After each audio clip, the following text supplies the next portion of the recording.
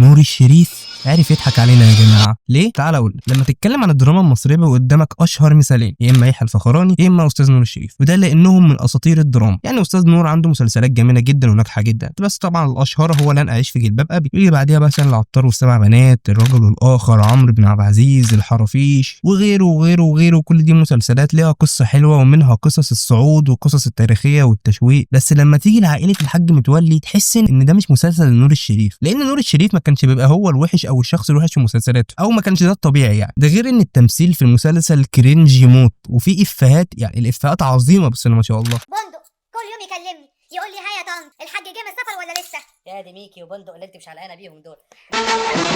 انا قلت لك اسالي سعديه الاول رايها ايه في المجله دي، قصدي الجوازه دي.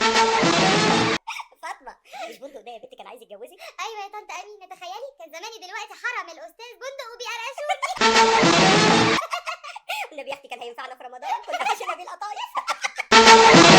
عشان كده انا عندي علامات استفهام كبيره في المسلسل ده، لان هو دايما بيتذكر بعد مسلسل ناجح جدا زي لن اعيش في جلباب ابي، وكان هو بيجي في المركز الثاني بعده، مع ان مسلسل زي العطار والسبع بنات افضل منه، مسلسل زي الرجل الاخر افضل منه، كمان مسلسل فيه كميه عبث غير طبيعيه. انا ليه احب راجل زي ده، واحد استغل مراتاته واقمع عياله وعياله تحملوا اخطائه، دايما بيدعي المثاليه ومتصابي؟ ايه الكوكتيل ده يا استاذ نور؟ لا كده كتير عليا والله. ده انت ناقص ما تعملش لايك ولا تشترك في القناه ولا تتابعنا على صفحه الفيس اللي بنتناقش فيها مع بعض. بيبقى عندنا صفحه فيس وفيها الارقام المتابعه القليله دي. بس قبل ما نبتدي ما تنساش تصلي على اشرف الخلق، ويلا بينا.